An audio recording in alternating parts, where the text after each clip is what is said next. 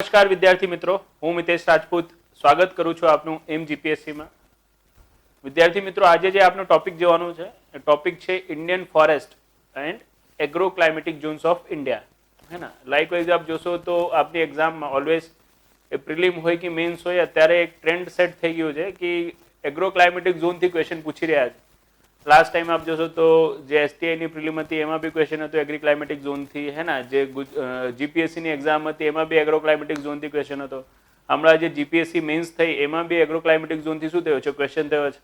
તો ક્યાંક ને ક્યાંક જે એગ્રો ક્લાઇમેટિક ઝોન છે એ ઇમ્પોર્ટન્ટ થઈ રહ્યો છે પ્રિલિમ માટે બી મેન્સ માટે બી. અને RFOના સિલેબસમાં જ લખશો તો જોશો તો આપ RFOના સિલેબસમાં જ એમને શું કર્યો છે, જે એગ્રો ક્લાઇમેટિક ઝોન છે, agro climatic zones of India લખી રાખ્યો છે. તો બહુ વધારે એક્સપેક્ટેડ છે કે ત્યાંથી ક્વેશ્ચન આવે. અને બીજો ક્વેશ્ચન જે ઇન્ડિયન ફોરેસ્ટ, તો ઇન્ડિયન ફોરેસ્ટમાં છે કે ભાઈ ઇન્ડિયન ફોરેસ્ટના કેટલા ટાઈપ છે, ભારતીય જંગલમાં કેટલા પ્રકારના જંગલો જોવા મળે છે, એ જંગલોને લઈને કઈ કઈ સમસ્યાઓ છે, એમાં કયા પ્રકારના વૃક્ષો જોવા મળે છે, એના આર્થિક ઉપયોગો કેવા છે, રાઈટ, એના બી લઈને શું થઈ શકે, જે ક્વેશ્ચન છે ક્વેશ્ચન થઈ શકે છે. કોઈ બી ક્વેશ્ચન હોય આપ ક્વેશ્ચનને શું કરી શકો, આરામથી કરી શકો. એના રિગાર્ડિંગલી શું કરીશું આપણે, આ જે જંગલ છે અને એગ્રો ક્લાઇમેટિક ઝોન છે એને આરામથી ભણાવીશું, રાઈટ. સૌથી પહેલા વાત કરીશું આપણે ભારતીય જંગલને. લાઇકવાઇઝ જે જંગલ છે હે ને, ઇન્ડિયામાં કેટલા પ્રકારના જંગલો જોવા મળે છે, તો ભારતમાં મુખ્યતઃ 8 પ્રકારના જંગલો જોવા મળે છે. કેટલા પ્રકારના? 8 પ્રકારના જંગલો જોવા મળે છે. પણ એ 8 પ્રકારમાંથી જે જંગલો શું કરે છે, વધારે માત્રામાં જોવા મળે છે, રાઈટ, એ જંગલોને શું કરવાનું છે, આપણે ડિટેલમાં ભણવાનું છે. બાકી જે બહુ ઓછી માત્રામાં જોવા મળતા હોય છે એને તો ખાલી શું કરવાનું છે, જે નામ છે નામ મેન્શન કરી દેવાનું છે. અને એ મેપમાં નહીં દર્શાવવાનું આપણે, કેમ કે જ્યારે આપ મેપ ડ્રો કરો ને એમાં 8 પ્રકાર દર્શાવવા થાવ ને તો બહુ ગીચડો થઈ જાય. લાઇકવાઇઝ આ મેપ આપણે જે લીધો છે, આ NCERT નો મેપ લીધો છે. હવે આ NCERT માં આપ જોશો ને તેને શું કર્યું છે, 5 જ ટાઈપ બતાવ્યા છે. એટલે જો 5 ટાઈપ બતાવ્યું છે તો બહુ મસ્ત રીતે શું થઈ રહ્યું છે, આપણે આ જે ડિસ્ટ્રીબ્યુશન છે ડિસ્ટ્રીબ્યુશન દેખાઈ બી રહ્યું છે, રાઈટ. તો આપણે ટ્રાય કરવાનું છે કે જેટલું ક્લીનનેસ, જેવું નીટનેસ આવી શકીશું આપણે પ્રેઝન્ટેશનમાં એટલું ક્લીનનેસ લઈને આવવાનું છે. હે ના, બહુ માઇનર સ્કેલ ઉપર બતાવવા જવા માટે એવું નથી કરવાનું કે શું થઈ જાય, બહુ ગુચડો થઈ જાય, રાઈટ. એ આપણને શું કરવાનું છે, ધ્યાન રાખવાનું છે.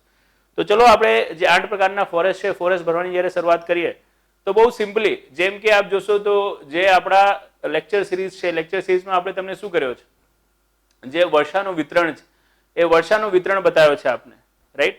અને કોપેન કહો કે થોર્નવેટ કહો, કોપેન ભૈયા છે, થોર્નવેટ ભૈયા છે, બધાએ કીધું કે ભાઈ વર્ષાના જ આધારે શું હોય છે, જે જંગલના હોય છે જંગલના પ્રકાર હોય છે ને, જંગલો જોઈને એ લોકો વર્ષાનું અનુમાન લગાવી દેતા હોય છે કે વનસ્પતિઓ શું છે, વનસ્પતિઓ વર્ષાનું પથદર્શક છે. તો બેઝિકલી જો તમને વર્ષાનું વિતરણ આવતું હશે ને તો ઓટોમેટિક શું આવી જશે, જે જંગલ છે જંગલનું વિતરણ આવી જશે.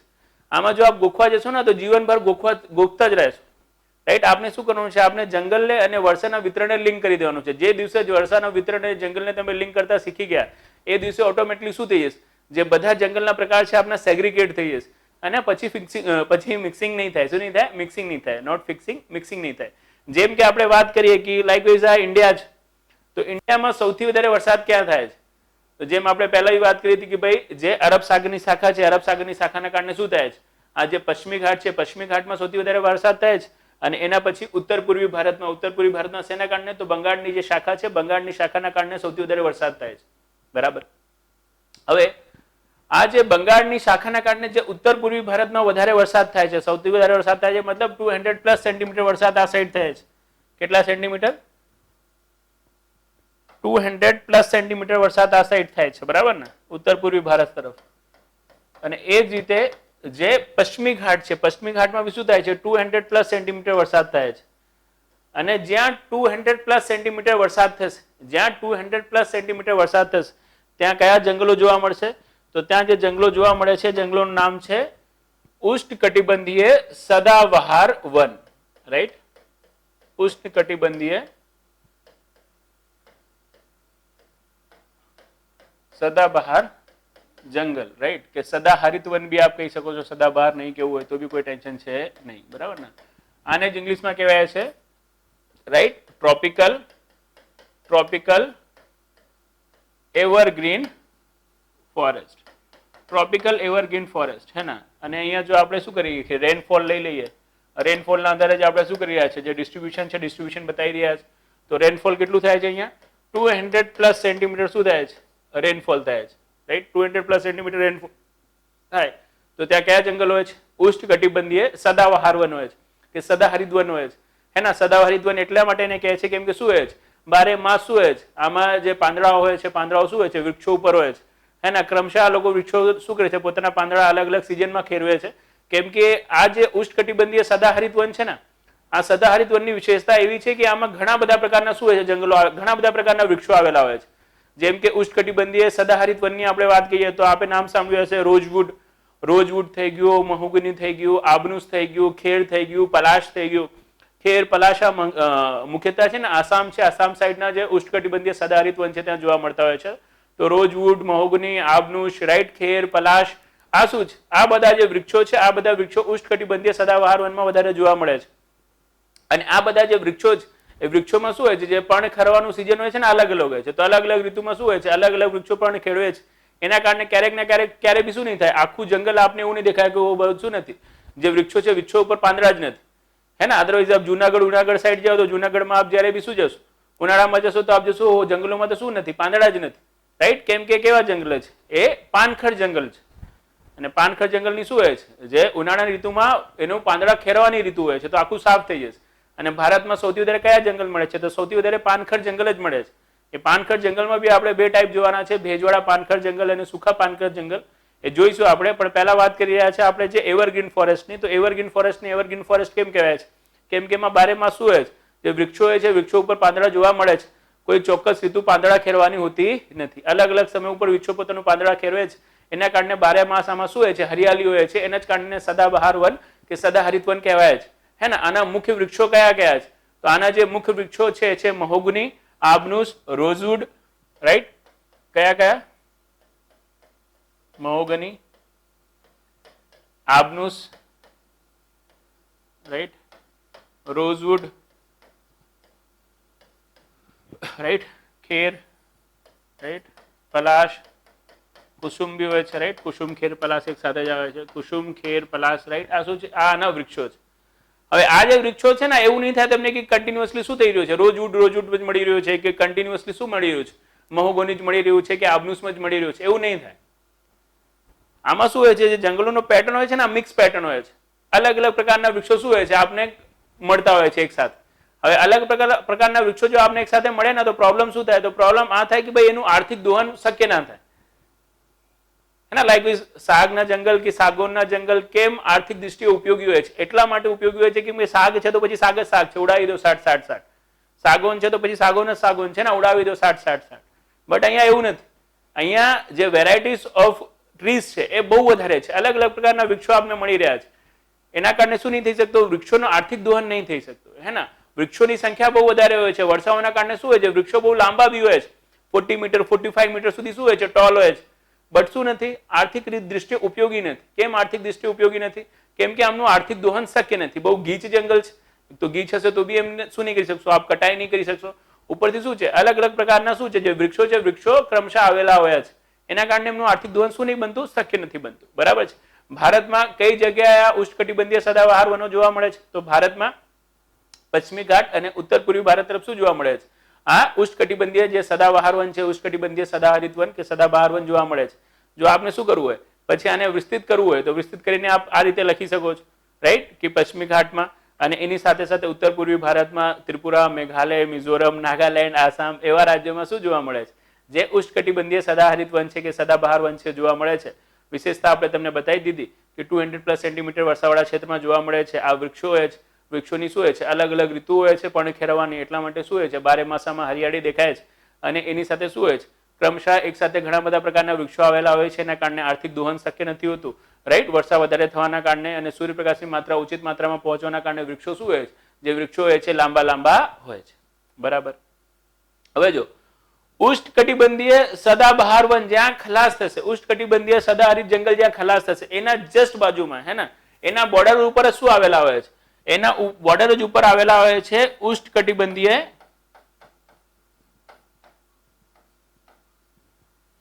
કટિબંધીય બરાબર ને. આ ગુજરાતી બી મગજમારી વાળી જ લેંગ્વેજ છે આવું કેવું તો ના જોઈએ પણ કહી દઈએ છે શું કરશે કોઈ બરાબર ને. ઉષ્ણકટિબંધીય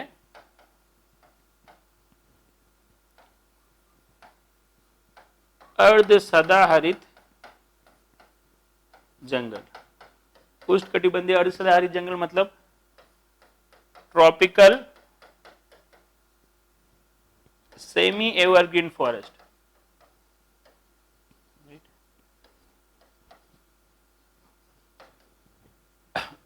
ટ્રોપિકલ સેમી એવરગ્રીન ફોરેસ્ટ અને ટ્રોપિકલ એવરગ્રીન ફોરેસ્ટમાં વૃક્ષો ડિફરન્ટ નથી હોતા, વૃક્ષો બંનેમાં સેમ જ હોય છે. જો આમાં મહોગની, આબનુસ, રોજવુડ, ખેરપલાસ, કુસુમ મળી રહ્યા છે તો આમાં બી શું મળશે? એ જ મળશે. મહોગની, આબનુસ છે ને, રોજવુડ, ખેરપલાસ, કુસુમ આ જ મળે છે. બટ ડિફરન્સ ખાલી આ જ હોય છે કે આની હાઇટ શું હોય છે, આમાં થોડી વધારે હોય છે, આની હાઇટ શું હોય છે, આમાં થોડી ઓછી હોય છે. કેમ કે આમાં વર્ષાની માત્રા શું હોય છે? ઓછી હોય છે.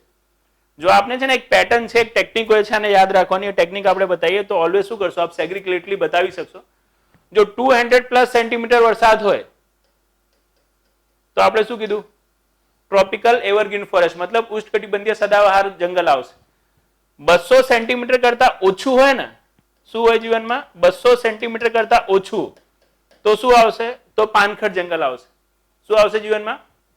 ઉષ્ણકટિબંધીય પાનખર જંગલ આવશે. તો 200 સેન્ટીમીટર કરતા વધારે હોય તો સદાહરિત છે, 200 સેન્ટીમીટર કરતા ઓછું હોય તો શું છે? પાનખર છે. તો જો 200 સેન્ટીમીટર હોય તો પછી અર્ધ સદાહરિત વન છે. 200 સેન્ટીમીટરની જે શું હોય છે? સમવર્ષા રેખા હોય છે. 200 સેન્ટીમીટરની સમવર્ષા રેખાથી શું કરવામાં આવે છે? જે ઉષ્ણકટિબંધીય સદાહરિત વન છે લેવામાં આવે છે. ઉષ્ણકટિબંધીય સદાહરિત વન આ શું હોય છે? એક પ્રકારનો ટ્રાન્ઝિશન ઝોન હોય છે. ટ્રાન્ઝિશન ઝોન જેમ કે આપણે તમને ખબર ને પર્યાવરણમાં ભણાવતા હતા ઇકોટોન, યાદ છે? ખબર છે હે ને? બે ન્યુસન તંત્ર વચ્ચેના ભાગને જે આપણે ઇકોટોન કહેતા હતા, એના બાઉન્ડ્રી લાઇન્સ ને કોર્નર્સ ને યાદ છે? જ્યાં જૈવ વિવિધતા સૌથી વધારે હોય છે. તો એ જ રીતે શું છે? જે ઉષ્ણકટિબંધીય અર્ધ સદાહરિત વન છે ને, એક પ્રકારનો ઇકોટોન છે, એક પ્રકારનો ટ્રાન્ઝિશન ઝોન છે. શેના વચ્ચેનો ટ્રાન્ઝિશન ઝોન છે? તો ઉષ્ણકટિબંધીય સદાબહાર વન કે ઉષ્ણકટિબંધીય સદાહરિત વન, ટ્રોપિકલ એવરગ્રીન ફોરેસ્ટ અને ટ્રોપિકલ ડેસિડ્યુઅસ ફોરેસ્ટ, મતલબ ઉષ્ણકટિબંધીય પાનખર વન. ઉષ્ણકટિબંધીય પાનખર વન અને ઉષ્ણકટિબંધીય સદાબહાર વનની વચ્ચેનો જે ક્ષેત્ર છે, એ ક્ષેત્ર કોનો છે? તો એ ક્ષેત્ર છે ઉષ્ણકટિબંધીય અર્ધ સદાહરિત વનનો છે. બરાબર. હવે આ જે પાનખર જંગલ છે, આ પાનખર જંગલમાં બી બે પ્રકાર, વર્ષા વધારે કે વર્ષા ઓછી.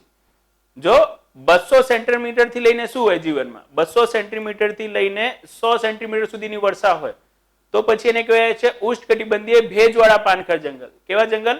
ઉષ્ણકટિબંધીય ભેજવાળા પાનખર જંગલ. અને 100 સેન્ટીમીટર થી 70 સેન્ટીમીટર સુધીની વર્ષા હોય તો પછી એને શું કહેવાય છે? તો પછી એને કહેવાય છે ઉષ્ણકટિબંધીય શુષ્ક પાનખર જંગલ કે ઉષ્ણકટિબંધીય સૂકા પાનખર જંગલ. ઓકે, પડી કે નહીં? બહુ સિમ્પલ છે. શું છે જીવનમાં? બહુ સિમ્પલ છે. જો વર્ષાના વિતરણ ઉપર આપણે જે દિવસે મેં કીધું ને, એક દિવસે જો આપણે લિંક કરતા આવી ગયું વર્ષાના વિતરણ ઉપર, તો જીવનમાં આપણું કામ થઈ ગયું. વર્ષાના વિતરણમાં પહેલા શું લઈ લેવાનું છે? 200+ સેન્ટીમીટર. આપ આ રીતે શું કરી શકો છો? જે સેગ્રીગેશન છે, સેગ્રીગેશન બતાવી બી શકો છો, હે ને? એક્ઝામિનર બી ખુશ થઈ જશે કે વાવ, જીવનમાં આને ખબર છે. પછી 200 સેન્ટીમીટર, રાઈટ? પછી 100 to 200 સેન્ટીમીટર, પછી 60 to 100 કે પછી 70 to 100 બી લેવાય છે. જે બી આપની ઈચ્છા હોય, કોઈ ફેર પડતો નથી, હે ને? કેમ કે 60 થી ઓછી હોય તો પછી આપણે શું કહીએ છીએ? પછી આપણે કાંટાવાળા, કાંટા કટેલી, જેને આપણે કહીએ છીએ થ્રોની ફોરેસ્ટ, ગુજરાતીમાં એને કહેવાય છે કંટાળી ઝાડીઓ વાળો જંગલ. બરાબર ને? તો દેટ ઇઝ ધ થિંગ આપણે જોઈશું. પણ અત્યારે આપણે જે મેન આ 4 ટાઈપ છે એને સેગ્રીગેટ કરી દઈએ. તો 200+ સેન્ટીમીટર હોય તો શું આવી ગયું? તો આવી ગયું આપણો ટ્રોપિકલ એવરગ્રીન ફોરેસ્ટ, ઉષ્ણકટિબંધીય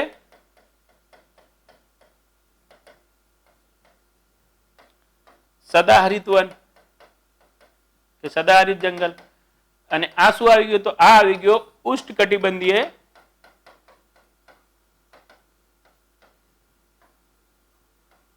અર્ધ સદાહરિત વન. બરાબર ને? હવે જો એ લોકો શું આવી ગયા? માઇનર સ્કેલ ઉપર ડિફરન્સ ઉપર આવી ગયા ને ક્યારેક પ્રીમાં, તો ક્યારેક આ લોકો આ બી પૂછી શકે છે કે ભાઈ ઉષ્ણકટિબંધીય અર્ધ સદાહરિત વન આ કયા બે વન વચ્ચે જોવા મળે છે? તો કયા બે વન વચ્ચે જોવા મળશે? ઉષ્ણકટિબંધીય સદાહરિત વન.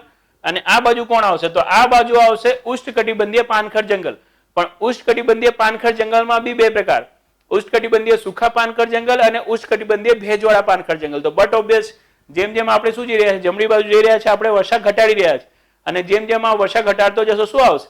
જે સુખા પાનખર જંગલ છે એ સાઈડ આપ જશો, પણ એના પહેલા શું આવશે? જે ભેજ વાળા પાનખર જંગલો છે એ આવશે. તો અર્ધ સદાહરિત પરથી સીધું તો શું નહીં આવી શકતું? સુખા આવી નહીં શકતો. પહેલા શું આવશે? ભેજવાળા પાનખર જંગલ. અને પછી શું આવશે? પછી આવશે સુખા પાનખર જંગલ. તો અહીંયા આવી ગયો આપણો કયો? તો અહીંયા આપણે આવી ગયા ઉષ્ણકટિબંધીય ભેજવાળા પાનખર જંગલ. બરાબર ને? કે વન જે બી આપ કહેતા વન બી કહી શકો છો, કોઈ ટેન્શન છે નહીં. અને એના પછી શું આવી જશે? એના પછી આવી જશે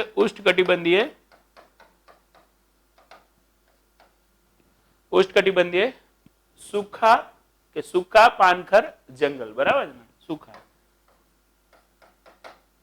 રાઈટ, ટ્રોપિકલ ડ્રાય ડેસિડુઅસ, અને આને શું કહેવાય છે? Tropical wet deciduous. તો tropical dry deciduous forest, tropical wet deciduous forest, tropical semi evergreen forest અને ટ્રોપિકલ એવરગ્રીન ફોરેસ્ટ. સૌથી પહેલા શું કરવાનું છે? આ ચારને આપણે ફિક્સ કરી લેવાનું છે. આ ચારો શું છે? એકદમ વર્ષાના આધારે ફિક્સ થઈ જાય છે. 200+ સેન્ટીમીટર કરતા વધારે વર્ષા આવે તો ઉષ્ણકટિબંધીય સદાહરિત વન. 200 મીટરની સમવર્ષા રેખા 200 સેન્ટીમીટરની સમવર્ષા રેખા છે તો ઉષ્ણકટિબંધીય અર્ધ સદાહરિત વન. 100 to 200 સેન્ટીમીટર છે તો ઉષ્ણકટિબંધીય ભેજવાળા પાનખર જંગલ, અને 100 to 60 થઈ જાય તો ઉષ્ણકટિબંધીય વાળા સૂકા પાનખર જંગલ. હવે પછી શું ફિક્સ કરવાનું છે? તો હવે પછી ફિક્સ કરવાની છે આની લોકેશન્સ અને એમાં આવેલા વૃક્ષો. તો ઓલવેઝ યાદ રાખજો, વૃક્ષો જે ઉષ્ણકટિબંધીય સદાહરિત વનમાં બનશે ને એ જ ઉષ્ણકટિબંધીય અર્ધ સદાહરિત વનમાં મળશે. જે ભેજવાળા પાનખર જંગલમાં મળશે ને એ જ શું મળશે? ભેજવાળા સૂકા પાનખર જંગલમાં મળશે. તો વૃક્ષોમાં આપને 4 ગ્રુપ યાદ નહીં રાખવાનું. શું યાદ રાખવાનું છે? 2 જ ગ્રુપ યાદ રાખવાનું છે. એક તો સદાહરિત વનનો ગ્રુપ અને બીજો પાનખર વાળો ગ્રુપ. હવે સદાહરિત વાળો જે ગ્રુપ છે તો મેં તમને કહી દીધું કયો? તો આબનુસ, મહોગની, રોજવુડ, હે ના, ખેર, કુસુમ, પલાસ, ડન. એ તો પૂરું છે. એ નવા વૃક્ષો છે, યાદ રાખવાના છે. પાનખર વાળા જંગલમાં આપણે ટેન્શન નહીં થાય. કેમ ટેન્શન નહીં થાય? કેમ કે ભારતમાં જે સૌથી વધારે જંગલો જોવા મળી રહ્યા છે કયા જંગલો છે? તો એ પાનખર જ જંગલો છે. તો જે વૃક્ષો આપ જોવો છો બધા પાનખર વાળા છે. સાગ છે, સાગોન છે, આંબલો છે, આંબલો એટલે મેંગો, મેંગો છે, કટહળ છે. કટહળ એટલે સમજો છો ને? ફાણસ કહો છો, શું કહો છો તમે કટહળને? જેકફ્રૂટ ને. તો કટહળ છે, બરાબર ને? એ બધા શું છે? એ બધા આપણા પાનખર જંગલોના વૃક્ષ, રાઈટ. આમ થઈ ગયું, સાથે સાથે બબુલ બબુલ ના લખી દેતા, જેમાં કાંટા હોય છે ને એ નહીં લખવાનું. એ શું હોય છે? થ્રોની ફોરેસ્ટ હોય છે, રાઈટ. એ પછી 60 સેન્ટીમીટર વાળા ઓછામાં આવશે. અહીંયા જે જનરલાઇઝ આપણે જોવા મળે છે એ બધા લખી દેવાના, બરાબર ને? કયા કયા? તો સૌથી પહેલા તો સાગ, સાગોન તો ભૂલવાનું જ નહીં. સાગ, સાગોન, સીસમ, રાઈટ. પછી સાગ, સાગોન, સીસમ, પછી આમ છે, કટહળ છે, બરાબર ને? એ બધા શું છે? એ બધા ઉષ્ણકટિબંધીય ભેજવાળા પાનખર જંગલો અને ઉષ્ણકટિબંધીય સૂકા પાનખર જંગલો વાળાના વૃક્ષ છે. હવે ઉષ્ણકટિબંધીય ભેજવાળા પાનખર જંગલોમાં શું હોય છે? આમની ઊંચાઈ વધારે હોય છે, અને ઉષ્ણકટિબંધીય સૂકા પાનખર જંગલમાં શું હોય છે? આની ઊંચાઈ થોડી ઓછી હોય છે. દેટ ઇઝ ધેટ થિંગ, હે ને? એમાં શું હોય છે? એમાં એકમાં ટોલ હોય છે, બીજામાં થોડું ગ્રોથ કેવું હોય છે? સ્ટન્ટેડ ગ્રોથ હોય છે, બીકોઝ વર્ષાની માત્રા થોડી ઓછી હોય છે. બાકી જે વેરાયટીઝ છે, વેરાયટીઝ શું રહેશે? વેરાયટીઝ હંમેશા સેમ રહેશે. ઓકે, તો વૃક્ષોનો ગ્રુપ બી ફિક્સ થઈ ગયો. હવે શું ફિક્સ કરવાનું છે? તો હવે લોકેશન ફિક્સ કરવાની છે. હવે જો બહુ સિમ્પલ મેં તમને કીધું કે જો તમને વર્ષાનું વિતરણ યાદ છે તો બટ ઓબ્વિયસ છે જે લોકેશન હશે, લોકેશન શું રહેશે? લોકેશન આપણે યાદ જ રહેશે. જેમ કે 200+ સેન્ટીમીટર આપણે પહેલા જ કહી દીધું કે અરબ સાગરની શાખાથી શું થઈ રહ્યું છે? પશ્ચિમી ઘાટમાં આટલું વરસાદ થઈ રહ્યું છે, અને બંગાળની ખાડીની શાખાથી શું થઈ રહ્યું છે? ઉત્તર પૂર્વી ભારતમાં આટલું વરસાદ થઈ રહ્યું છે. તો જે ઉષ્ણકટિબંધીય સદાહરિત વન છે, રાઈટ, એને આપણે લઈ લેવાનું છે પશ્ચિમી ઘાટ અને સાથે સાથે ઉત્તર પૂર્વી ભારતના રાજ્યો. હવે ઉષ્ણકટિબંધીય સદાહરિત વન જ્યાં ખલાસ થાય છે એના જસ્ટ બાજુમાં શું હોય છે? ઉષ્ણકટિબંધીય અર્ધ સદાહરિત વન.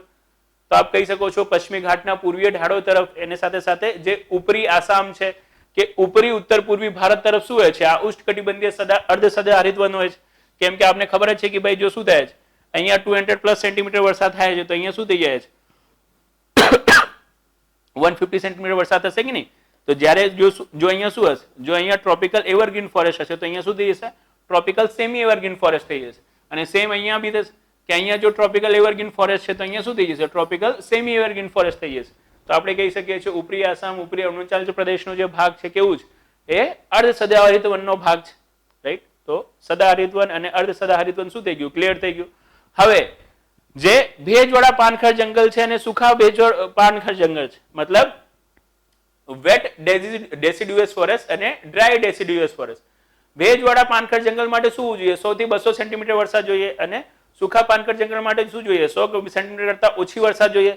હવે જો આપને એટલું ખ્યાલ છે કે અહીંયા જે હિમાલય છે 60-60-60-60-60, તો હિમાલય શું નથી કરતો? હિમાલય બધી પવનોને રોકી નહીં લેતો. એના હિમાલય રોકીને શું થાય છે? હિમાલય તે થઈને આ પેરેલલ આમ આગળ વધે છે, અને પેરેલલ જો આમ આગળ વધે તો પછી અહીંયા શું થતું જાય છે? જે વરસાદ છે 150 સેન્ટીમીટર, 120 સેન્ટીમીટર, હે ને, 100 સેન્ટીમીટર, આ રીતે થતી જાય છે કે નહીં?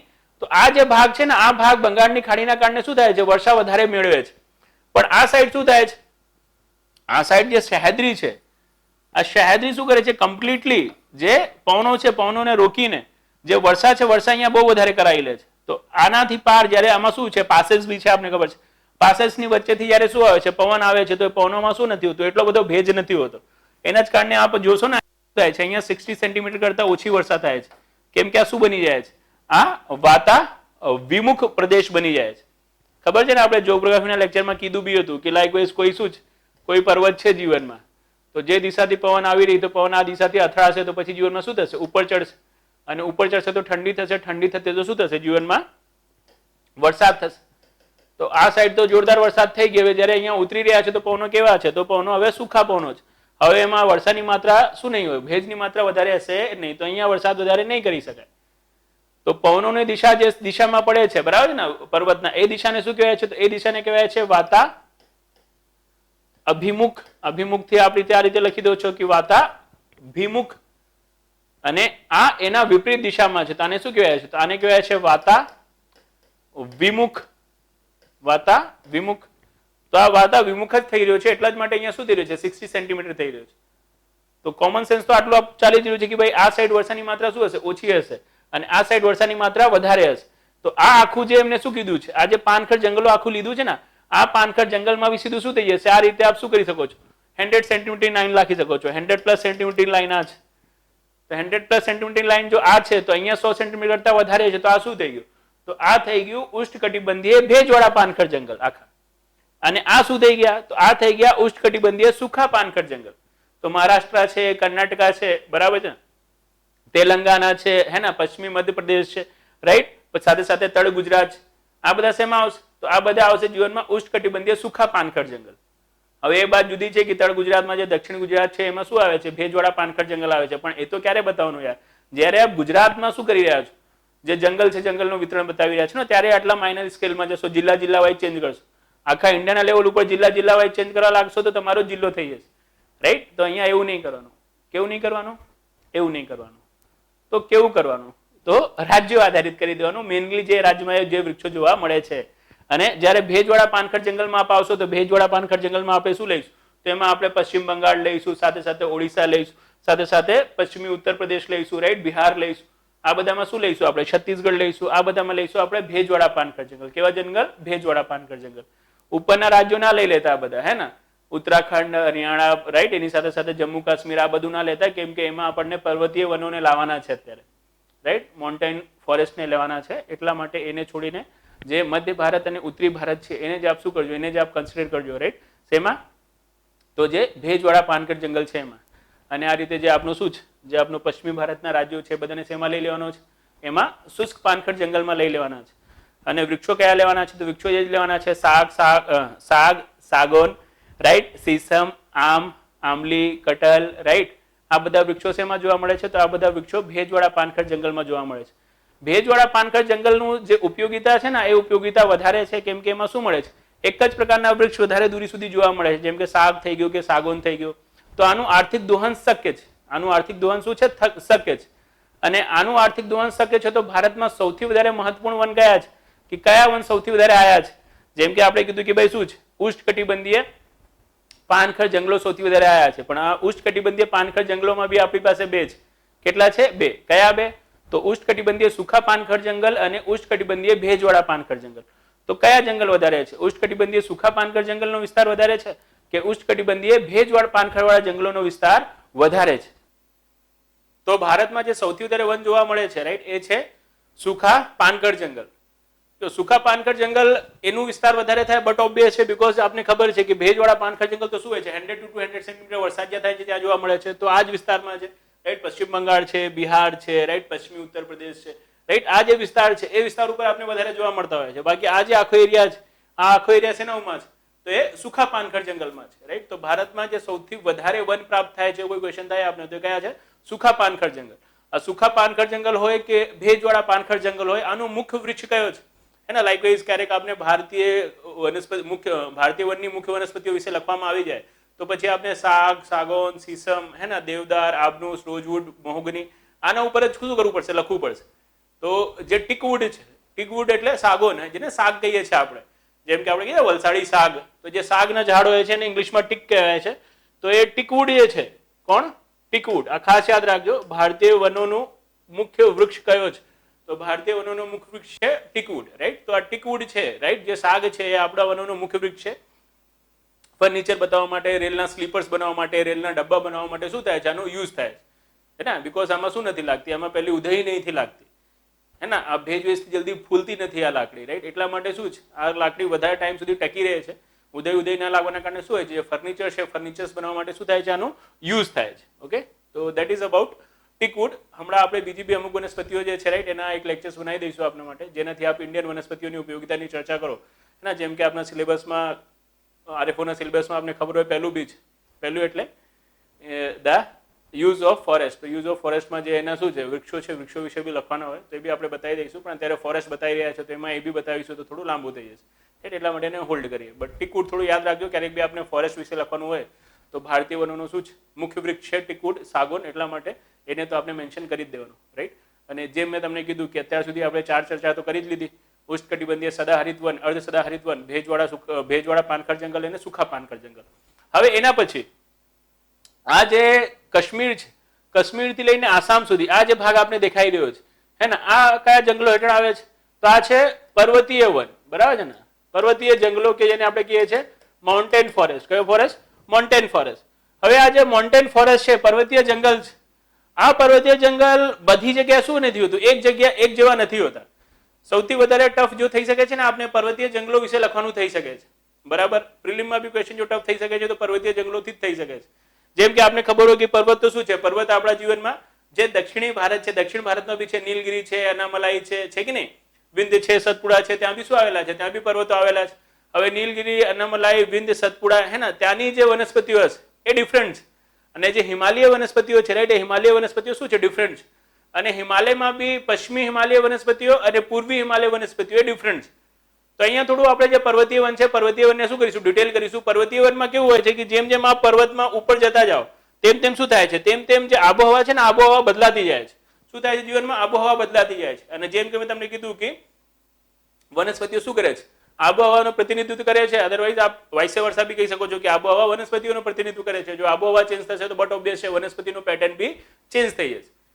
હવે બટ ઓબ્વિયસ છે જે દક્ષિણ ભારતની શું છે, પહાડીઓ છે, રાઈટ, વિંધ્ય અને સતપુડાની પહાડીઓ છે, એટલી બધી ઊંચી નથી, તો એમાં એટલો બધો આબોહવાનું પરિવર્તન આપણે નહીં જોવા મળે જેટલું આપણે શું જોવા મળી જાય, જેટલું આપણે હિમાલય વનસ્પતિઓમાં જોવા મળી જશે, હે ને. આપ 4500 મીટરની ઊંચાઈ ઉપર જાઓ, રાઈટ, તો આપણે શું મળવા લાગે છે, જે આલ્પાઇન વૃક્ષો છે, આલ્પાઇન વૃક્ષો મળવા લાગે છે. 3500 થી 4500 ઉપર આપણે જે શંકુદ્રુમ જંગલો આપણે કહીએ છીએ, કોનિફરસ, હે ને, ફોરેસ્ટ કહીએ છીએ, તો કોનિફેરસ ફોરેસ્ટ મળવા લાગે છે. એ બધું આપણે દક્ષિણ ભારતમાં વિંધ્ય, સતપુડામાં નહીં મળે, કેમ કે એ લોકો તો એટલા ઊંચા છે જ નહીં, હે ને. 3500 મીટર, 4500 મીટર, આટલું બધું ઊંચું તો કોણ છે, આટલું બધું ઊંચું તો હિમાલય જ. તો શંકુધારી વનસ્પતિઓ છે, એની સાથે સાથે અલ્પાઇન વનસ્પતિઓ છે, ટુંડ્રા વનસ્પતિઓ છે, એ બધું તો આપણને હિમાલયમાં જ જોવા મળશે, રાઈટ. આપણને દક્ષિણ ભારતના જે પર્વતીય વન છે ને, કે દક્ષિણ ભારતના જે પર્વતો છે એમાં નહીં જોવા મળે, રાઈટ. નીલગિરી વિલગિરીમાં આપણે ખબર હોય કે સ્પેશિયલ ટાઈપનું આપણે શું જોવા મળી જાય છે, જંગલ જોવા મળી જાય છે, જેને આપણે શોલા વન કહીએ છીએ, કે એને આપણે શોલાશ કહીએ છીએ. તો એ શોલાશ સાથે સાથે જે હિમાલય વનસ્પતિઓ છે, હિમાલય વનસ્પતિને શું કરી લઈએ, થોડું સ્ટડી કરી લઈએ. બહુ સિમ્પલ છે, કોઈ ટેન્શન આપણે લેવાની જરૂર નથી. જે રીતે આપણે કહીએ એ રીતે આપ શું રાખો જીવનમાં, યાદ રાખજો. જેમ કે આપણે કહીએ કે પૂર્વી હિમાલય વનસ્પતિઓ અને પશ્ચિમી હિમાલય વનસ્પતિઓમાં શું જોવા મળે છે, અંતર જોવા મળે છે. કઈ વનસ્પતિઓમાં? પૂર્વી હિમાલય વનસ્પતિઓમાં અને પશ્ચિમી હિમાલય વનસ્પતિઓમાં અંતર જોવા મળે છે, હે ને. એના કારણોની ચર્ચા કરો.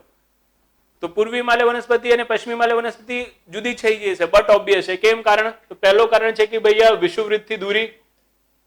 થોડું બી આપને ઇન્ડિયાનો મેપ ખબર હોય અને થોડું શું આપણે એને લાગે છે તમને જીવનમાં શું હશે, તમને જીવનમાં પૂરું જ ખબર હશે, રાઈટ.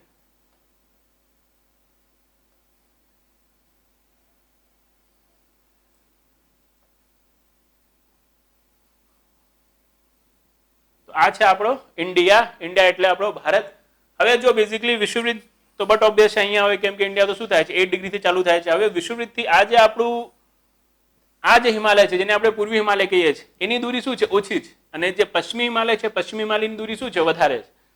હવે જો આની દૂરી ઓછી હશે, આની દૂરી વધારે હશે, તો અહીંયા ગરમી શું હશે, વધારે હશે, અને અહીંયા ગરમી શું હશે, ઓછી હશે. તો અહીંયા શું હોય છે, આ ઉષ્ણકટિબંધમાં આવેલું હોય છે, ઓલમોસ્ટ આપણે આ કહી શકીએ છીએ સમશીતોષ્ણ કટિબંધમાં જતું હોય છે, અને બીકોઝ 23.5 ડિગ્રી પછી આપણે શું લેવા લાગીએ છીએ, સમશીતોષ્ણ કટિબંધ લેવા લાગીએ છીએ, રાઈટ. અને ઉષ્ણકટિબંધ અને સમશીતોષ્ણ કટિબંધની શું થશે, બટ ઓબ્વિયસ છે આબોહવા ડિફરન્ટ થશે, તો વનસ્પતિઓ શું થવાની છે, ડિફરન્ટ થવાની છે. પહેલો રીઝન કે વિષુવવૃત્તથી દૂરીના કારણે શું થાય છે, કટિબંધો બદલાઈ જાય છે. પછી વર્ષાની માત્રા અહીંયા આપણે ખબર છે બંગાળની ખાડીના કારણે શું થાય છે, જે વર્ષા છે 200 બંગાળની ખાડીની શાખાના કારણે શું થાય છે 200+ સેન્ટીમીટર વરસાદ થાય છે, અને અહીંયા જે વર્ષાની માત્રા છે, વર્ષાની માત્રા કેટલી છે 60 to 80 સેન્ટીમીટર જ, રાઈટ. તો આ વરસાદે વર્ષા ભોગવતો ક્ષેત્ર છે, અને પહેલું શું છે ઓછું વર્ષા ભોગવતું ક્ષેત્ર છે. એના કારણે બી બટ ઓબ્વિયસ છે શું થશે, જે વનસ્પતિઓ છે વનસ્પતિઓનું પરિવર્તન જોવા મળશે.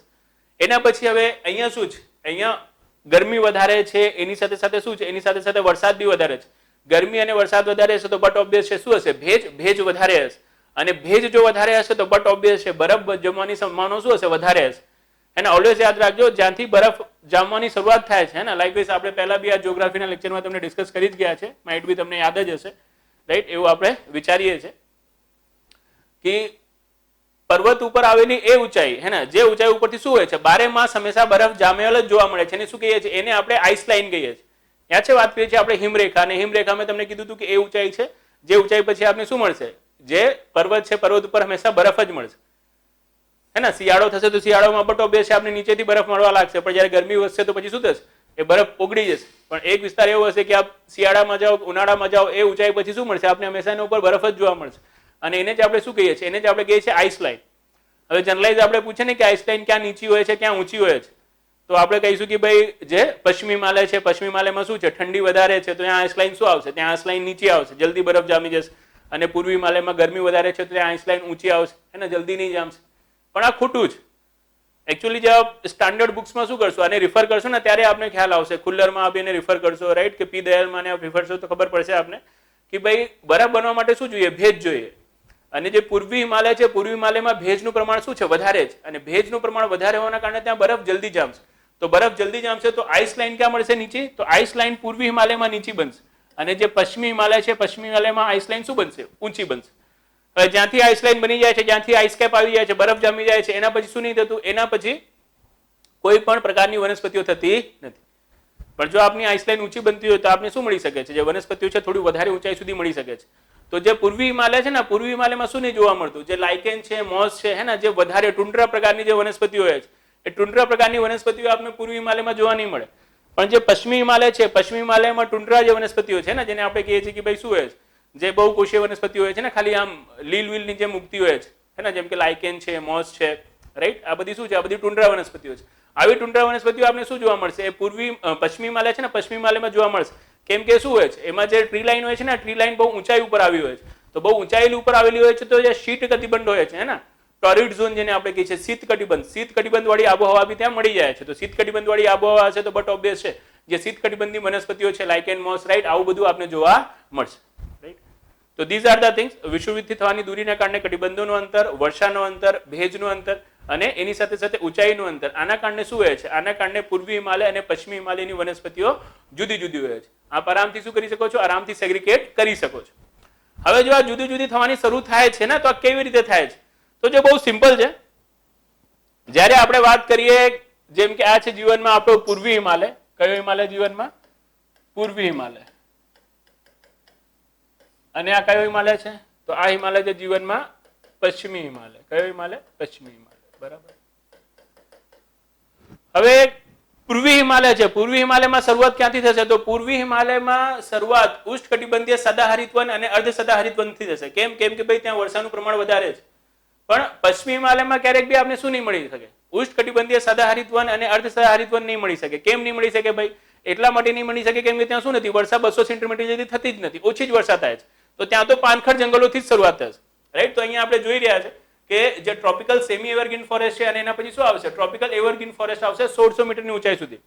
સેમી એવરગ્રીન નીચે આવશે અને એવરગ્રીન ઉપર આવશે. એના માટે કેમ કે શું હોય છે, જે પર્વતીય પ્રદેશોનો ગિરિપાદ હોય છે એના, જેને આપણે ફૂટ હિલ્સ કહીએ છીએ, ફૂટ હિલ્સમાં વર્ષાની માત્રા થોડી ઓછી હોય છે, અને થોડી આપ ઊંચાઈ ઉપર જાઓ તો વરસાદની માત્રા શું થાય છે, વધી જાય છે. કેમ કે પવનો જ્યારે ઉપર ઉઠે છે એના પછી શું થાય છે, ઠંડા થાય છે અને વરસાદ કરવાની શરૂઆત કરે છે.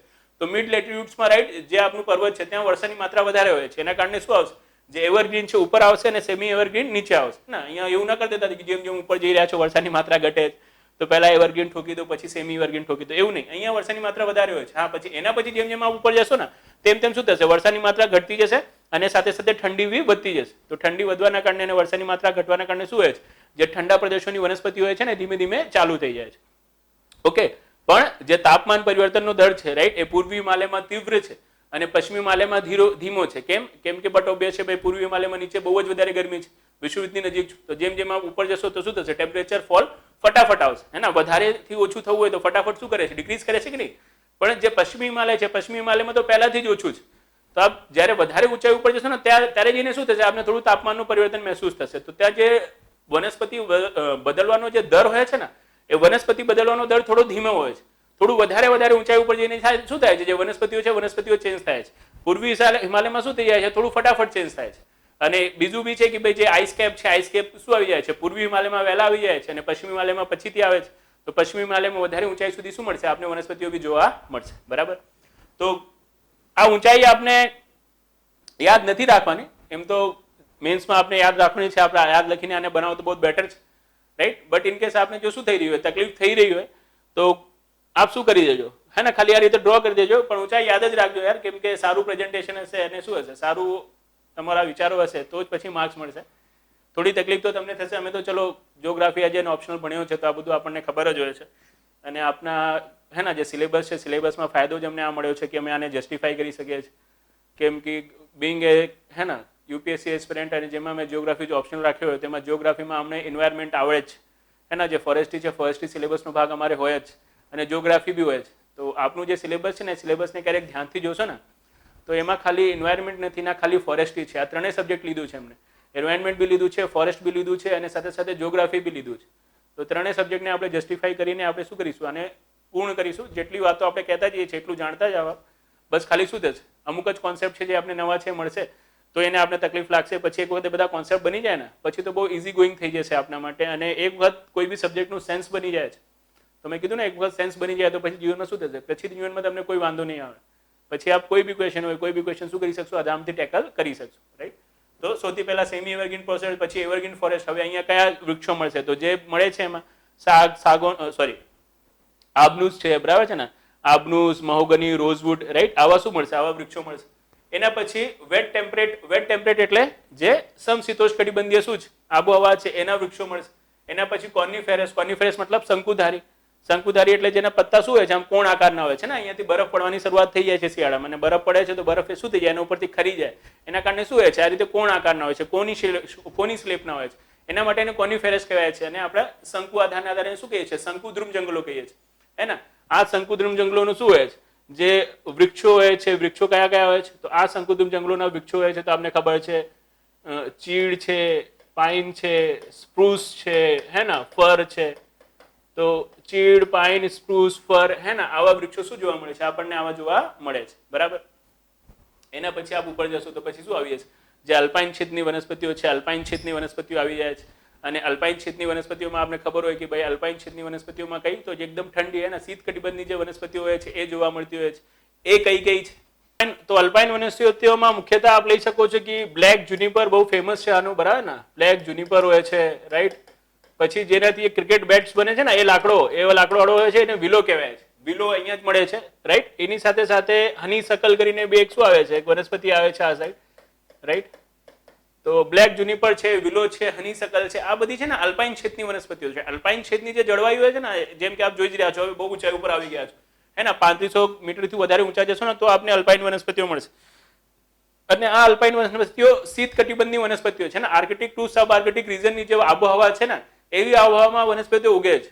આવા આબોહવામાં તો શું હોય છે કે 5 મહિના જેટલું તો શું હોય છે, જે સપાટી છે, જમીન છે, એના ઉપર બરફથી ઢકાયેલો હોય છે.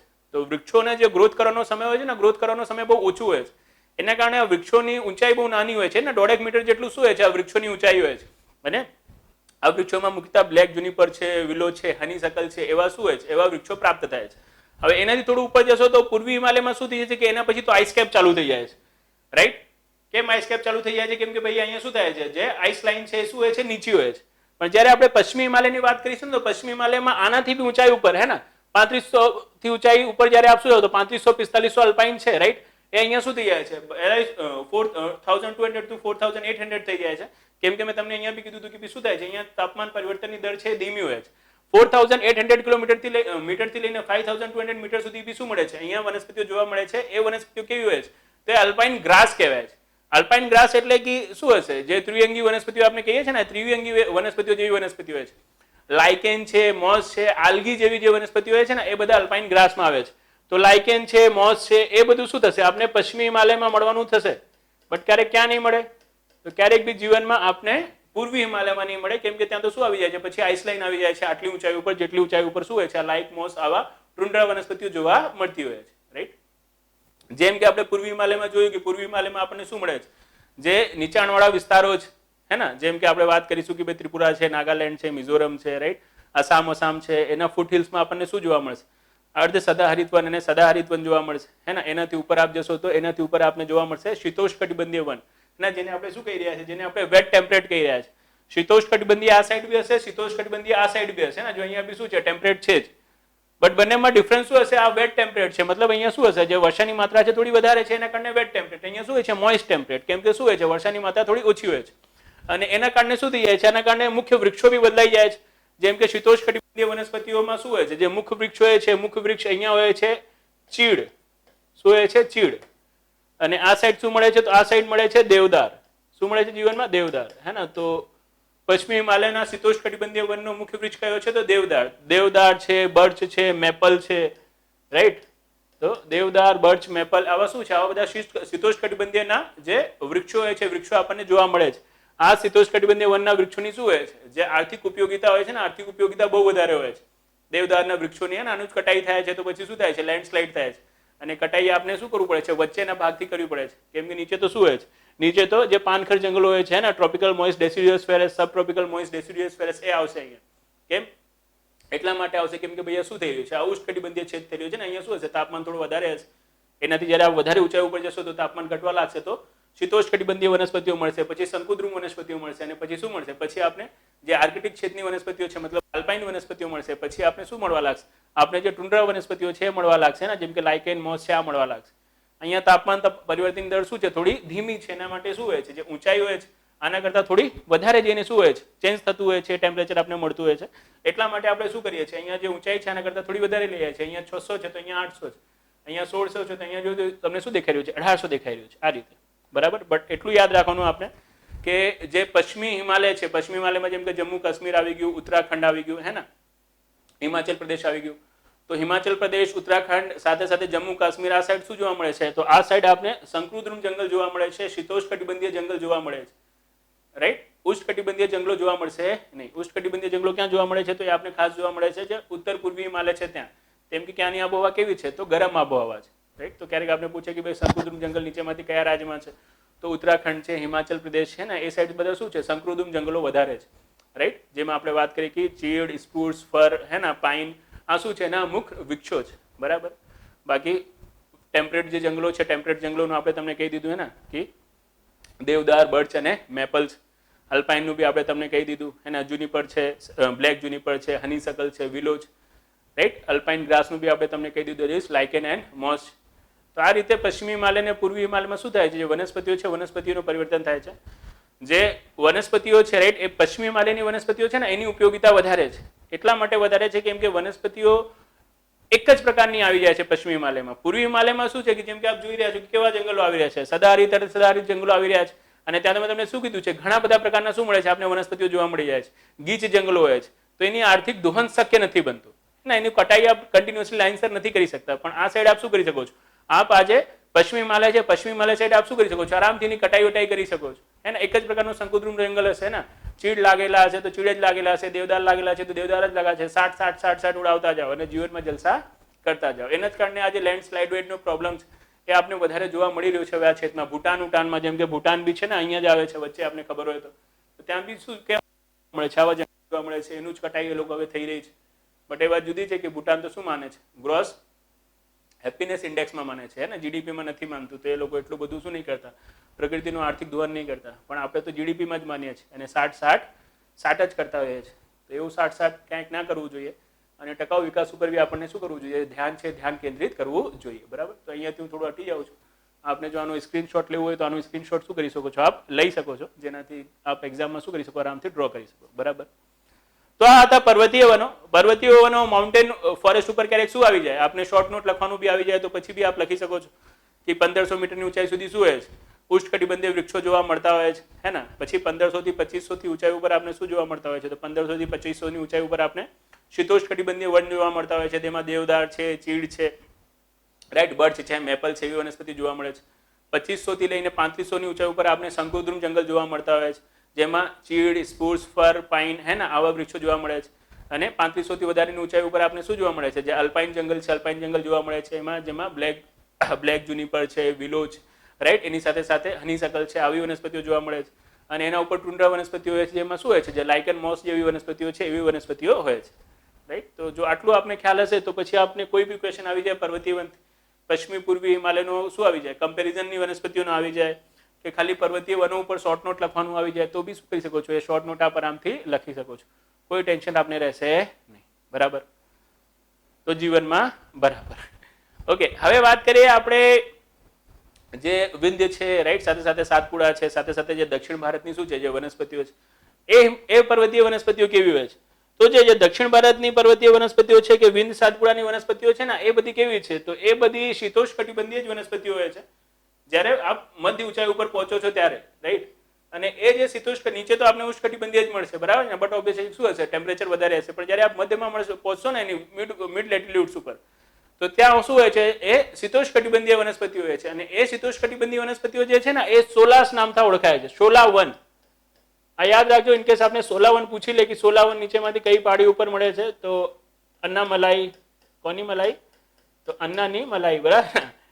અન્નામલાઈ, નીલગિરી, આવા પહાડી ઉપર શું મળે છે? શોલાવન જોવા મળે છે. આને પાર્કલેન્ડ્સ બી કહેવાય છે. શું કહેવાય છે? પાર્કલેન્ડ્સ બી કહેવાય છે, રાઈટ. સિન્કોના છે, વેટલ છે, મેગ્નોલિયા છે, આ બધા શું છે? આના વૃક્ષો છે. સિન્કોના, હે ને, મેપલ,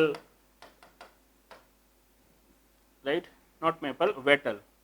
મેપલ તો શકુદમ જંગલોમાં આવે છે, રાઈટ. અરે સોરી, જે આપણું હિમાલય જંગલો છે એમાં આવે છે, right. Cinchona, wattle, magnolia, right.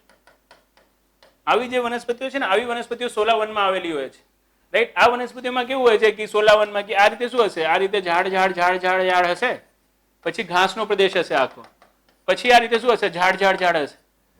જે રીતે નહીં આપ ગાર્ડન્સમાં જાઓ છો તો ગાર્ડનમાં શું હોય છે? ઝાડ અમુક જગ્યાએ હોય છે, પછી ઘાસ જ હોય છે. એટલા જ માટે આને શું કહેવાય છે? આના માટે આને પાર્કલેન્ડ કહેવાય છે. ને જે રીતે પાર્ક્સ આપણે બનાવીએ છીએ ને, એ જ રીતે આ જંગલો હોય છે. એક સાથે વનસ્પતિઓ હશે, પછી ઘાસ હશે, પછી વનસ્પતિઓ હશે, પછી ઘાસ હશે, જેને આપણે શું કહીએ છીએ? તો જેને આપણે શોલાવન કહીએ છીએ, બરાબર. તો શોલાવન ઉપર જો આપણે લખવાનું થાય તો આપણે આ રીતે લખવું પડશે કે દક્ષિણ ભારતમાં આવેલી નીલગિરી, અનામલાઈ જેવી પહાડીઓમાં જે શીતોષ્ણકટિબંધીય જંગલો જોવા મળે છે એને શોલાવન કહેવાય છે.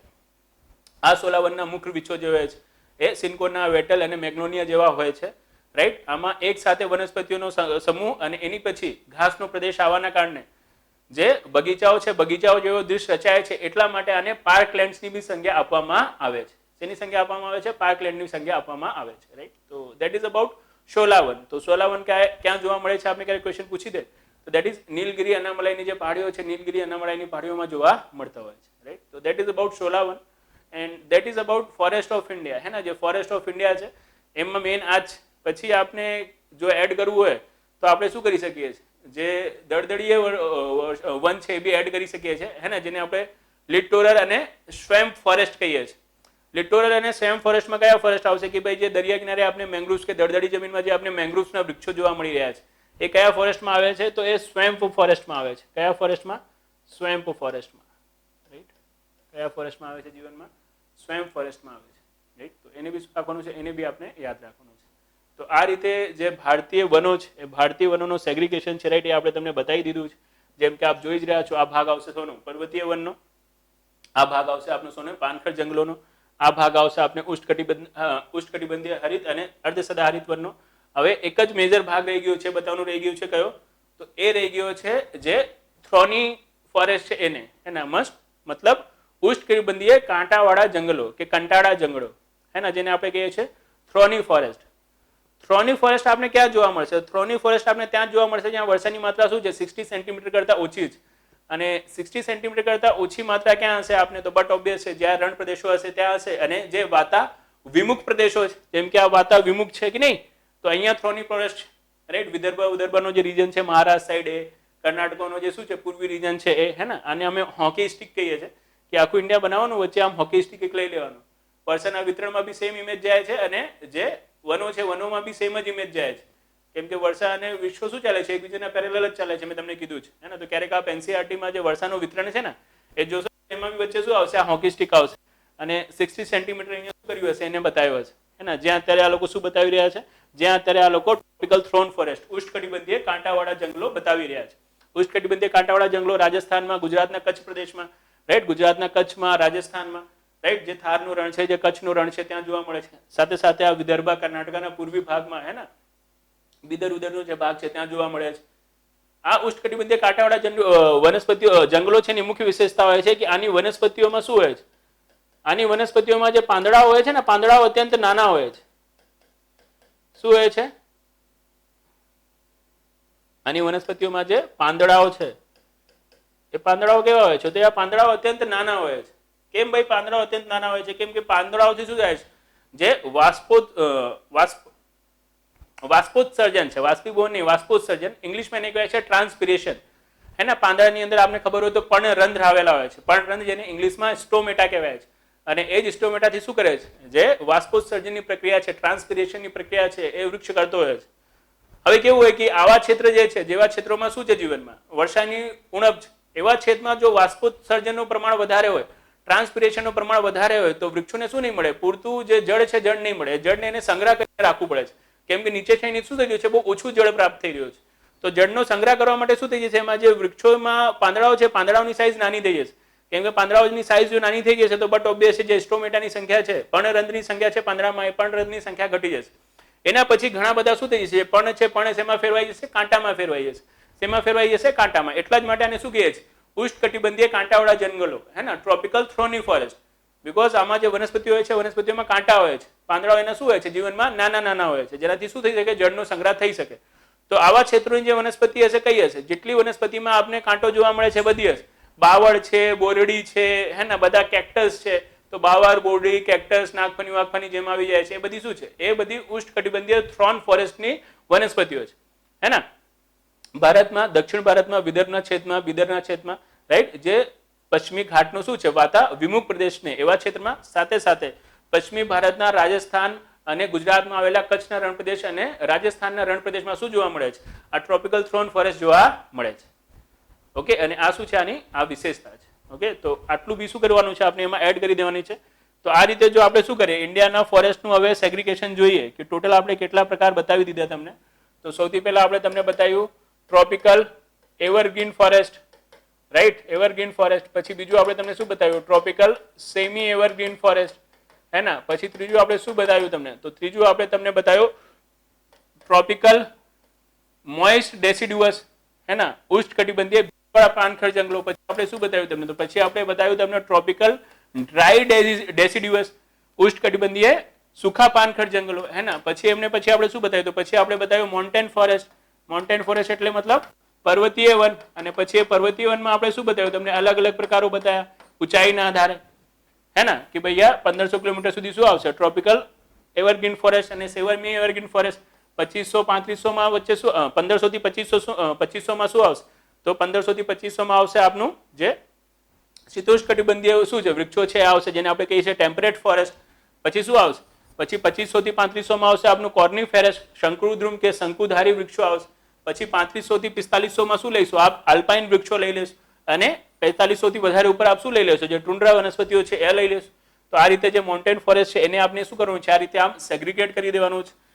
પછી આપ આગળ જશો તો આપણે બતાવ્યું તમને ટ્રોપિકલ થ્રોન ફોરેસ્ટ. શું બતાવ્યું જીવનમાં, ટ્રોપિકલ થ્રોન ફોરેસ્ટ હે ને. અને એના પછી આગળ જાઓ તો આપણે તમને શું બતાવ્યો છે, તો આપણે તમને લિટોરલ સ્વેમ્પ ફોરેસ્ટ બી બતાવ્યો છે હે ને. લિટોરલ સ્વેમ્પ ફોરેસ્ટ, જેમાં આપણે શું કહી શકીએ છીએ ને, કયો વૃક્ષ મળે જોવા આપણને, મેંગ્રુવ્સ જોવા મળે છે. શું જોવા મળે છે, મેંગ્રુવ્સ. બરાબર. તો ભારતીય વનોના આટલા ટાઈપ આપણે શું કરવાના છે, આ 6 એ 6 ટાઈપ આપણે યાદ રાખવાના છે હે ને. આમાંથી જો આપ શું કરશો, મોન્ટેન ફોરેસ્ટમાંથી શંકુદ્રુમ જંગલ અને શીતોષ્ણકટિબંધીય જંગલ પાછા બહાર કાઢશો તો ટોટલ શું થઈ જાય છે, 8 પ્રકારો થઈ જાય છે. તો અમુક લોકો જોશો તો આપ તો શંકુદ્રુમ જંગલ અલગ કરી દે છે અને શીતોષ્ણકટિબંધીય જંગલ અલગ કરી દે છે, પણ એ કેમ આવી જાય છે, મોન્ટેન ફોરેસ્ટની અંદર આવી જ જાય છે. એટલા માટે આપણે એને સેગ્રીગેટ નથી કરતા. અને આ રીતે શું કરીએ છીએ, જે વૃક્ષો વનસ્પતિઓ છે, વનસ્પતિના પ્રકાર કે જંગલોના પ્રકારો આપણે ઇન્ડિયામાં યાદ રાખીએ છીએ.